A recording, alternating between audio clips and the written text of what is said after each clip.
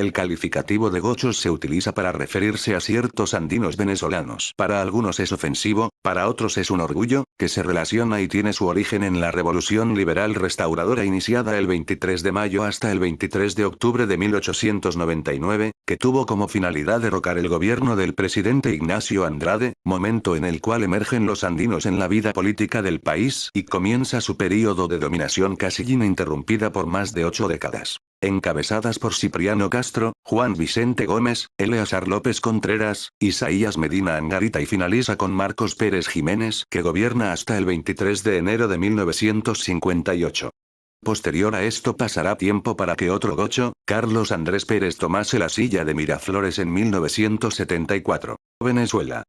Posterior a la independencia resultó en un estado fallido casi feudal donde cada provincia tenía un caudillo con su propio ejército. Esto hacía que el territorio venezolano viviera sumido en una guerra civil interminable por el trono de hierro criollo, y donde Caracas era invadida cada cierto tiempo por hordas de macheteros comandadas por algún general chopo de piedra de la época, es decir, ninguna facción política o militar pudo unificar y poner orden en el país desde 1821, o desde 1830 con la separación de Colombia, hasta la llegada de los andinos en 1899. Los estados andinos tenían el elemento positivo de no haber participado en ninguna de las contiendas fratricidas venezolanas, tanto por su desinterés como por su exitoso orden social y económico dentro de las circunstancias de la época. En Táchira, Mérida y Trujillo administraban la principal actividad generadora de divisas internacionales para el país en ese entonces, como era la producción y exportación de café y la agricultura en general. Con el interés de los gobiernos centrales de capitalizar su poder en los Andes empieza la contienda, incluso mucho antes de la Revolución Liberal Restauradora, pues Guzmán Blanco impone una guerra no declarada contra los tachirenses a quienes acusaba de ingobernables y de no querer adherirse al control de Caracas.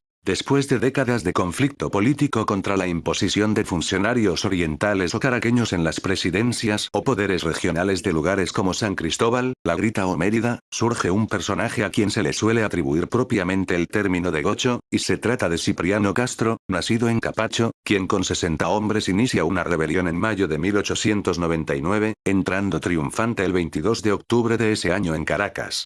El ejército de Castro comprendía más de 6.000 hombres, en su mayoría de los páramos andinos. Durante su gobierno Castro solicita a la banca privada un préstamo que estos se negaron a corresponder, y la represalia sería que los banqueros fueron encarcelados, paseándolos esposados por las calles de Caracas. Fue un insulto intolerable que estos respondieron con el término gocho para referirse al cabito Castro, pues se referían a los andinos como los cerdos que atentaban contra el poder económico de la época. Los comandantes restauradores, si bien merideños, tachirenses y trujillanos son todos andinos, el insulto de gochos iba directamente hacia Castro y sus hombres de la Guardia Negra, integrada netamente por tachirenses que lucharon contra la Revolución Libertadora. Una contraofensiva iniciada por Manuel Antonio Matos, un célebre banquero y el hombre con mayor poder económico en la Venezuela de la época. Los capitalinos de principios de los 1900 no toleraban la presencia de aquellos campesinos llenos de sangre y pólvora que venían desde tan lejos, trayendo la guerra consigo e imponiendo el orden público de forma obligatoria, hombres armados llegados desde el Táchira, algunos conocidos como chácaros, procedentes de Pregonero, con su bolsa chacarita llena de pólvora en el cinto.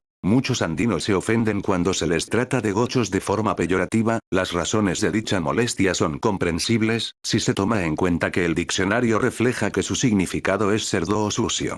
Para otros, el término lo asocian al orgullo regional con una vieja cicatriz de la guerra. Dicho significado proviene del desprecio del venezolano central y oriental de la época a los hombres provenientes de la Revolución Restauradora, en una Caracas a lo que inocentemente le llamaban la París de un solo piso.